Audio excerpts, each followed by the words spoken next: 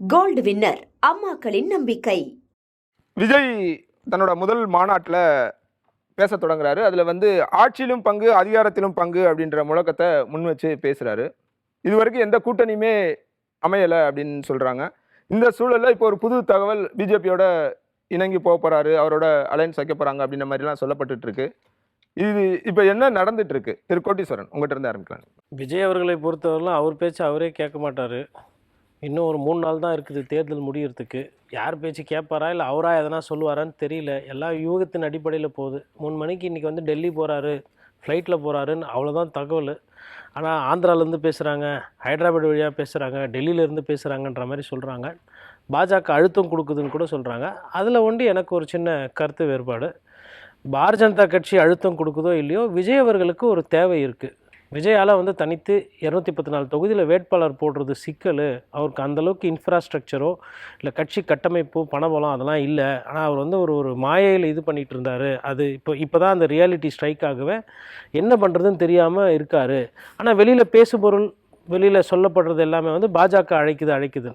பாஜக அவரோட சாய்ஸாக இல்லவே இல்லை. பாஜக ஆக்சுவலாக பார்த்தா பிஜேபி ஃபஸ்ட்லேருந்தே அவரோட சாய்ஸ் கிடையாது. அவரோட ஃபஸ்ட்டு சாய்ஸ் அவர் தலைமையில் ஒரு கூட்டணி, அதாவது விசிகா இல்லை நாம் தமிழர் கட்சி அந்த மாதிரி இருந்தது ஆரம்ப கட்டத்தில், கட்சி தொடக்கத்தில். அதுக்கப்புறமா என்ன பண்ணாருன்னா அதிமுக கூட அவர் பேசப்பட்ட மாதிரி ஒரு தகவல். கிட்டத்தட்ட ஒரு சிலர் அதை உறுதியும் செய்கிறாங்க, ஆமாம் அவங்க பேசிக்கிட்டு தான் இருந்தாங்கன்னு. அதுக்கப்புறம் என்ன பண்ணிட்டாருன்னா அவரே முதலமைச்சராக நினச்சி வாழ ஆரம்பிச்சிட்டார். அதுக்கப்புறமா ஸோ முதலமைச்சராக நம்ம ஆகிட்டோம், இதுக்கப்புறம் நமக்கு எதுக்கு ஒரு கூட்டணி, இல்லை நமக்கு எதுக்கு ஒரு 4 பேர் அப்படின்னு அந்த வாழ்க்கை நல்லா தான் போயிட்டு இருந்தது. கரூர் சம்பவத்துக்கு பிறகு என்ன ஆகி போச்சுன்னா அதில் ஒரு சில பல சிக்கல்கள். அப்புறம் யாரோ போய் தூங்கியிருந்தவரை எழுப்பியிருப்பாங்க போல். இல்லைங்க, நீங்கள் கனவுல இருக்கீங்க, தேர்தல் ஒன்று வரப்போகுது, அதில் ஜெயிச்சாதான் முதலமைச்சர் ஆக முடியுன்ற மாதிரி. அதற்கு பிறகு பார்த்திங்கன்னா அந்த அதிமுகவோட அந்த உறவு என்பது இல்லை. அதாவது பிஜேபி கூட்டணி வந்ததுக்கப்புறம் அது துண்டிக்கப்பட்டது. அதுக்கப்புறம் காங்கிரஸை எதிர்பார்த்துக்கிட்டு இருந்தார். காங்கிரஸும் அவர்கிட்ட மறைமுகமாக பேசிக்கிட்டு இருந்தாங்க. அது வெளிப்படையாக ஊடகத்திலுமே பேச ஆரம்பிச்சிட்டாங்க ஒரு சிலர். ஆமாம், அவங்க தொடர்பில் இருக்கிறாங்க, காங்கிரஸ் கூட்டணியை விட்டு போயிட்டு தாவேக்கா தலைமையில் சேருன்ற மாதிரி. ஸோ அப்புறம் அதுவும் நடக்கலை. இப்போ விஜய் நம்பி யாரும் போல், விஜயை முதலமைச்சராக ஏற்றுக்கிட்டு இந்த கட்சியும் போல். ஆனாலும் விஜய் என்னென்னா, நம்மளை நம்பி யாரும் வரலை, நமக்கு ஒரு கூட்டணி அமையலை அப்படின்றது வெளியில் தெரியாமல் இருக்கிறதுக்கு பாஜக அழைக்கிறாங்க, பாஜக அழுத்தம் கொடுக்குறாங்க, பாஜக கூப்பிடுறாங்க அப்படின்றாங்க. பாஜகவுக்கு தேவையான ஒரு கூட்டணி கடைஞ்சிச்சு. பாஜக கிட்டத்தட்ட ஏதோ ஒருத்தர் மேலே ஏறி சவாரி செய்யணும். பாஜகவோ இல்லை காங்கிரஸோ. காங்கிரஸுக்கு திமுக முதுகு கிடச்சிச்சு, பாஜகவுக்கு அதிமுக முதுகு கன்ஃபார்ம் ஆகிப்போச்சு. அப்படி இருக்கும்போது அவங்களுக்கு புதுசாக ஒரு வரவு தேவையில்லை. ஆனால் இப்போது என்ன தகவல் வருதுன்னா, விஜயுமே ஆர்வம் காட்டுறாப்புல. இப்போ நேற்று மாவட்ட செயலர் கூட்டம் போட வேண்டிய அவசியமே கிடையாது. ஏன் நேற்று மாவட்ட அழுத்தம் காரணமாக தான் மாவட்ட செயலாளர் கூட்டம் போட்டாங்கன்னு சொல்லப்படுது. இப்போ அடுத்து டெல்லி நீங்கள் தான் குறிப்பிட்டீங்க, 3 மணிக்கு டெல்லி போகணும்னு சொல்கிறாரு. டெல்லி போகிறதுக்கு முன்னால் அந்த முடிவை எடுத்துகிட்டு போகலாம் அப்படின்றக்காக கூட கூட்டியிருக்கலாம் இல்லையா? இல்லைங்க, அவர் அவ்வளோ வெளிப்படைத்தன்மை. விஜயை பொறுத்தவரையிலும் விஜய் சரியான அரசியல் செய்யலைன்றதை என்னால் சரியாக செய்ய முடியும். பட் விஜய் என்ன முடிவு எடுப்பார், இங்கிட்டு போவாரா அங்கிட்டு போவாரா இல்லை தனியாக நிற்பாரா அப்படின்னு. ஏன்னா ஒரு கட்சிக்குன்னா ஒரு சில விஷயங்கள் குறைந்தபட்ச ஒரு நேர்மையாக ஒரு வெளிப்படைத்தன்மையோடு அணுகணும். அந்த கட்சிக்கு முதல்ல இருந்தே அந்த வெளிப்படைத்தன்மை என்பது இல்லை. அப்படி இருக்கும்பொழுது நீங்கள் இப்போ இதே திமுக பற்றி கேட்குறீங்க அப்படின்னா, அதிமுக பற்றி கேட்குறீங்கன்னா ஓரளவுக்கு தரவுகள் வைத்தோ இல்லை ஒரு யூகத்தில் நம்மளால் பதில் சொல்ல முடியுது. பட் தாவேக்காவை பொறுத்தவரை நம்ம ஒன்று சொன்னால் அது நடக்கலை அப்படின்னா அந்த சிக்கலில் நம்ம மாட்டுவோம். ஒன்று. இரண்டாவது சிக்கல் என்னென்னா, அவர் என்ன மனநிலையில் இருக்கிறாரு, அவர் அரசியல் பற்றி என்ன நினைக்கிறாரு, எது அரசியல்ன்றதுலேயே நிறைய கேள்விகள் இருக்குது விஜய் அவர்களை பொறுத்தவரைக்கும். ஸோ அந்த அடிப்படையில் தான் வைக்கும்போது இன்றைக்கி காலையில் ஒரு பத்திரிகையில், ஆங்கில பத்திரிகையில் என்ன செய்தினா, நிறைய பேர் குறைந்தபட்சம் ஒரு 5 கோடி 6 கோடி ஆகும் ஒரு தேர்தல் சீட்டில் நிற்கணும்னா. அப்போ 214 தொகுதினா அதுக்கு யார் செலவு பண்ணுறதுன்ற அந்த ஒரு முக்கியமான கேள்வி. இப்போ இதே கேள்வி நீங்கள் திராவிட கட்சிகள் கிட்ட கேட்டிங்கன்னா, கொள்ளையடிச்சு நிறைய ஊழல்வாதிகள், ஊழல் குற்றச்சாட்டு காணான்னு 2 திராவிட கட்சிகள்லையும் இருக்கிறாங்க. அதனால் செலவு பண்ணுறதுக்கு, தேர்தல் செலவு பண்ணுறது ஒன்றும் பிரச்சனை கிடையாது. பட் விஜய் அவர்களை பொறுத்தவரையிலுமா எப்பயுமே ஒரு தாராளமாக இல்லை ஒரு வள்ளல் மாதிரி அவர் கிளைம் பண்ணுறாரு. அந்த மாதிரி ஒரு தாராளமாக செலவு பண்ண தேர்தலுக்கு இவ்வளவு செலவாகும் அப்படின்றது தெரியாமையா இருந்திருப்பாரு? தெரியாமல் இல்லைல்ல. இப்போ அப்போ எதுக்கு இப்போ நேற்று மாவட்ட செயலர் மீட்டிங்? அதாவதுங்க, முக்கியமான முடிவுகள்லாம் விஜய் எடுத்துடுறாரு.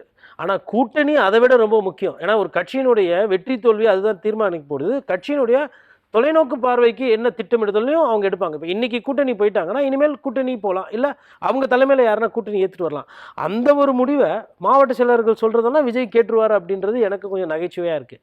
இந்த மாவட்ட செயலர் கூட்டம், இந்த பொதுக்குழு செயற்குழு இது எல்லாமே வந்து ஒரு கண் துடைப்பு. அதாவது எலெக்ஷன் கமிஷன் ஆஃப் இந்தியாவில் சொல்லுவதற்கோ இல்லை ஒரு அஜெண்டாவை செட் பண்ணுறதுக்கோ ஏன் விஜய் இந்த முடிவு எடுத்தார் அப்படின்னா, எங்கள் மாவட்ட செயலர் சொன்னாங்க, எங்கள் கட்சிக்காரங்க சொன்னாங்க, அதனால் நான் செஞ்சேன், வெளியில் சொல்கிறதுக்கு இது உதவும், அவ்வளோதானே தவிர்த்து மற்றபடி இது வந்து ஒரு சம்பிரதாயம், இது வந்து ஒரு கண் துடைப்பு. விஜய் முடிவு எடுத்துட்டாருன்னு சொல்றீங்க. விஜய் வந்து முடிவு எடுத்திருக்கிறாரு. பட் மேலே அங்கே என்ன பேச போகிறாங்க, ஏன்னா விஜயோட எண்ணோட்டங்கள் எனக்கு வர எல்லாமே கசியப்படுற செய்தி தான், இல்லை செவி வழி செய்தி. அது எந்த அளவுக்கு உண்மைத்தன்மை இருக்குன்றது ஒரு கேள்விக்குறி. அதோடு சேர்த்து தான் நான் இதை பேச வேண்டியதாக இருக்குது. என்னென்னா, ஒரு காலத்தில் வந்து அவர் முதலமைச்சர் பதவியே கேட்டார். அப்போ அதெல்லாம் வாய்ப்பு இல்லை அப்படின்ற மாதிரி தான் பேசு பொருளாக இருந்தது. அதுக்கப்புறமா வந்து இல்லை எனக்கு வந்து 100 சீட்டு கொடுங்க, 80 சீட்டு கொடுங்க அப்படின்னுமா, இல்லைங்க வேணாம் நீங்கள் தனியாகவே 234 நில்லுங்க அப்படின்ற மாதிரி ஒரு சிலர் பேசப்பட்டது. இப்பொழுது அவரோட அந்த பேரத்தை அவர் குறைத்து வந்தால் சேர்ப்பாங்க. இன்னொரு செவி வழி செய்தி என்னன்னா, அவர் ஒருவேளை கூட்டணிக்கு போனால் அவரை மத்திய அமைச்சராக கூட ஆக்கி விடுவாங்க அப்படின்லாம் வருது. இதெல்லாம் வந்து சும்மா கிளப்பி விடுறாங்களா இல்லை உண்மையா அப்படின்றது விஜய் அவர்கள் வாயை திறந்து சொன்னால் தான் நமக்கு தெரியும். அது வேறலாம் அவரும் சொல்கிற மாதிரி தெரியல. அவர் என்ன பண்ணுறாருனா, அமைதியாக இருந்து இப்போ இந்த ஒரு பாட்டில் இருக்குது, இந்த பாட்டில் விலை 10 ரூபான்னு வச்சுக்கோங்களேன், இந்த பாட்டில் விற்று போகல இந்த நொடி வரலாம், அதுதான் உண்மை. என்ன பண்ணுறான், இந்த பாட்டில் 100 ரூபா, அதனால் வாங்க ஆள் இல்லை, இந்த பாட்டில் இன்னும் கொஞ்ச நாள் வச்சா 200 ரூபா போகணும், இப்படி ஒரு விளம்பரம் போயிட்டுருக்கு. அடிப்படையில் இந்த பாட்டில் விற்று போகல. இதுதான் தாவேக்காவோட நிலைமை. இன்னும் 3 நாளில் வந்து தேர்தல் அறிவிப்பு வரும்ன்ற மாதிரி எதிர்பார்க்குறோம். அநேகமாக திங்கட்கிழமை இல்லை சிவபிரியன் அவர்கள் டெல்லியில் இருந்து நிறைய மேபி டீட்டெயில்ஸ் தெரிஞ்சிருக்கும் எப்போ தேர்தல் வரும்னு. இன்றைக்கி தேதியில் தாவேக்காக்கு கூட்டணி இல்லை, தாவேக்கா தனித்து விடப்பட்டிருக்கு. நைட்டு என்ன ஆகும், இல்லை ஒரு 2-3 நாளில் என்ன ஆகுன்றது எனக்கு தெரியல. ஏன் தெரியல, இல்லை ஏன் அதனால் டீகோட் பண்ண முடியல அப்படின்னா, ஒரு பத்திரிகையாளர்கள் தாவேக்கா போன்ற ஒரு கட்சி கணிப்பதோ இல்லை ஒரு விஷயத்தை கருத்து சொல்கிறதோ என்பது அவ்வளோ ஈஸியாக இல்லை, சுலபமாக இல்லை. இப்போ தேமுதிக வந்து தேசிய முற்போக்கு திராவிட கழகம் திமுக கூட்டணி போனாங்க. ஏன் போனாங்க, எதுக்கு போனாங்கன்னா நம்ம அழகாக சொல்லலாம். ரொம்ப நாளாக வந்து பல வருடங்களாக வந்து சுதீஷ் அவர்கள் வந்து எம்பி ஆகணும், டெல்லிக்கு போகணும்னு அந்த ஆசை இருந்தது. அவங்க இங்கேயும் பேசுவாங்க, அங்கேயும் பேசுவாங்க, அங்கேயும் பேசுவாங்க. எங்கே அவங்களுக்கு வசதியாக இருக்கோ அங்கே போய் சேர்ந்துருவாங்க. இப்போ சிபிஎம்க்கு சீட்டு கம்மியாக கொடுக்குறாங்க, அதனால் சிபிஎம் கூட்டணி விட்டு வெளியே போகுதா அப்படின்னா 100 விழுக்காடு நான் சொல்லுவேன் சிபிஎம் தனித்து நின்னால நிற்பாங்களே தவிர்த்து மாற்று இடத்துக்கு போய் கூட்டணி நிற்க மாட்டாங்க. ஏன்னா பாஜக எதிர்ப்புன்றதுல 100 விழுக்காடு தெளிவாக இருக்காங்க. இப்போ இதே நாம் தமிழர் கட்சியும் தனியாக தான் இருக்கிறாங்க. அவங்களையும் நிறைய பேர் கூப்பிட்டுருப்பாங்க, பேசியிருப்பாங்க. இந்த மாதிரி தாவேக்காவை டீகோட் பண்ண முடியாது, டீகோட் பண்ண முடியாது. காரணம், அவர் வந்து ஒரு சினிமா தலைவராக, ஒரு சினிமா ஸ்டாராக ஒரு கதை கேட்குற மாதிரி எல்லாருக்கிட்டையும் கதை கேட்டுட்டு இருக்காரு. வாங்க விசிகேல இருந்து வரீங்களா, எப்படி இருக்குது, சேர்ந்துக்கலாமா, ரைட்டு. அப்புறம் அண்ணன் சீமா எப்படி இருக்காரு, சேர்ந்துக்கலாமா, எப்படி இருக்கீங்க. அதுக்கப்புறம் காங்கிரஸ் வந்து அப்படியா, ஆனால் காங்கிரஸ் கிட்ட ஆசைப்பட்டது உண்மைதான். அது மாதிரி எல்லாரும் டைரக்டரும் போய் கதை சொல்லும்போது அவர் கதை கேட்பார். அப்புறம் ஹீரோ எந்த படத்தில் நடிக்க போகிறாரு, எப்போ நடிக்க போகிறாரு, எப்போ கால் சீட்டுன்றது அவர் தான் முடிவு பண்ணுவார். கோல்டு வின்னர் அம்மாக்களின் நம்பிக்கை.